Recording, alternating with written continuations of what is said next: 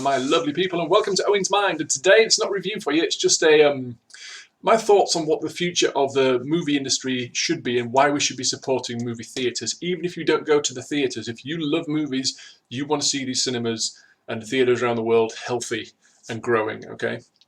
So, full disclaimer, before we get into this, once all this virus thing passes, people are already starting to look to the future of various businesses and industries and say, look, you know, there's a lot of things out there that are going to need propping up. They're going to need government assistance to get them back on their feet.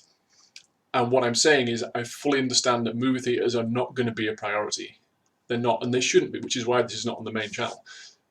There's far more important industries that are essential to the ongoing everyday life and progression and economic growth than movie theatres are going to be. However, I really believe they should be supported in some form. You know, obviously, if it's a choice between hospitals and theatres, hospitals win. But if there's money to go around and there is the support there, and just from the public's point of view, get out there and support your theatres. And here's why. Even if you don't go to the theatre, if you love movies, you need to see theatres and cinemas healthy, because without them, you don't get big budget blockbusters anymore. You just don't. You don't get your Marvel films. You don't get your big summer, tentpole movies. And here's why. The theatre model is the only model that can possibly recoup the amount of money that these studios are investing into these movies. And it's because it is a pay per person model. Every person who goes to the movie theatre has to buy a ticket. Now, you've seen in recent months that people have been dropping movies on VOD. Video as demand and streaming and this kind of thing. Most of those movies did have a brief cinema stint before that. Okay? But if you're looking at this thinking, well, this is how it's going to be going forward, we're just going to watch movies in our living room. That's not the case, or it might be the case, but not in the form that you might want it. And here's why. So let's say a movie drops, premium movie drops on VOD, and it's $30. You know, a new release comes out on a Friday night as it would at the cinema, or late Thursday night, and you pay $30 for it. Brilliant. Okay. You're just going to sit there and watch it by yourself. If it's a big movie and you're looking forward to it, and the trailers and the movie and the hype has got you excited for it, you're going to get your buddies round. There might be 10 of you in there, and you all bring snacks, and you bring popcorn, and you get a few beers in, and you've got a nice big home cinema system. You're all going to sit around and essentially try and recreate the theatre experience, you and a group of friends enjoying a movie. So what's happened is 10 people have now seen that movie for $30. If they'd had to go to the theatre or the cinema to see it, they'd have had to buy a ticket each. So conservatively, $10 a ticket, $15 if it's a premium like an IMAX, you know, with the nice big recliners and and a nice premium theatre experience. So straight away, that movie's recouped a third of what it would have done just by having it on VOD. So by that kind of math, when you've got these movies that gross $1 billion at the theatre, in the home environment, they make half that, or a third of that even, okay? Because what you need to understand is whatever a movie's budget is, it can usually spend up to half that again on marketing. Okay, Avengers is it's an anomaly. This is not every movie. But they spent upwards of $200 million just on marketing the movie. And some smaller budget movies, so things like sort of little independent films that might be $15 million to make, they might spend more than the actual production budget in marketing the movie. So it's a cost they need to take into account. So they need to recoup as much as they can to justify spending that in the first place. Now, theatres themselves, they take a cut, okay, which would be mitigated on VOD. So studios might make about 60% of a film's ticket sale in the US and around 20 to 40% in overseas ticket sales. There's other sites I've read where it's 50 to 55%. What they'll actually make after everybody's taken their piece of it. So if that was the case, let's say you've spent $200 million on a movie and you spent 80 to 100 million marketing it. So you've now got to break even, you've got to make 300 million, okay? Even with the theatre taking its share, say it takes a third, it's far more likely you're going to make $450 million in theatres than 300 million on VOD. Because obviously the theatre's cut won't be a consideration then.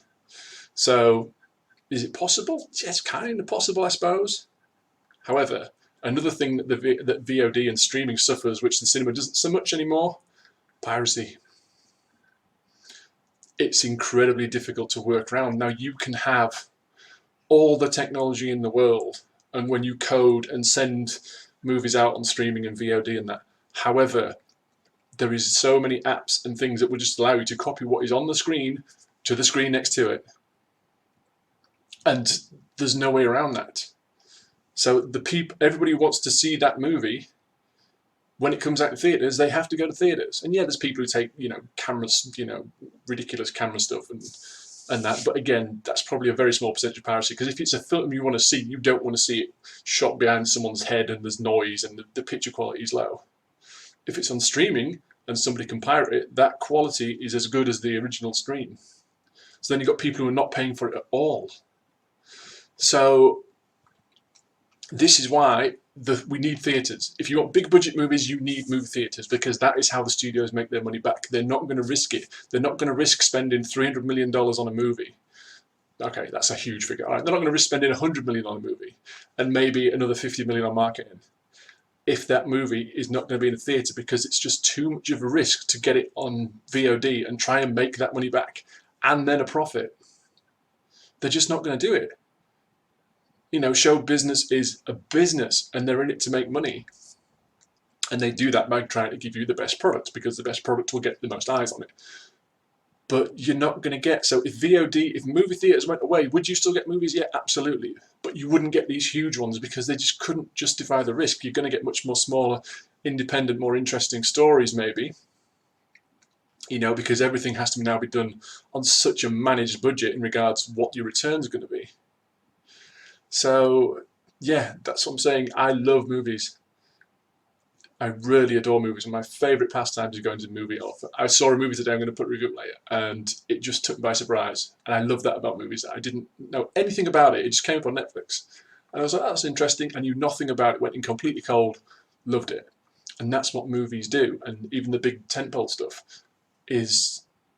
it's spectacle. You're not going to get that spectacle because they simply won't be able. They will not be able to justify spending the money when there's so little chance of them getting it back.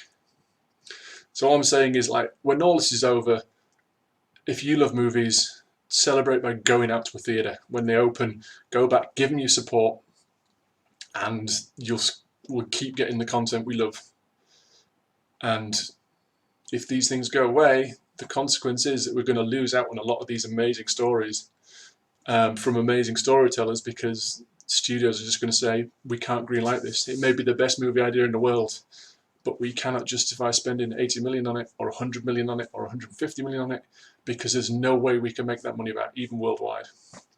So that's my thoughts, guys. Like I say, it's small potatoes compared to what people are suffering now and what industries are going to need supporting afterwards. But I think it was worth saying, and I really hope that theatres, I hope all businesses bounce back from this, theatres included. So that was my thoughts.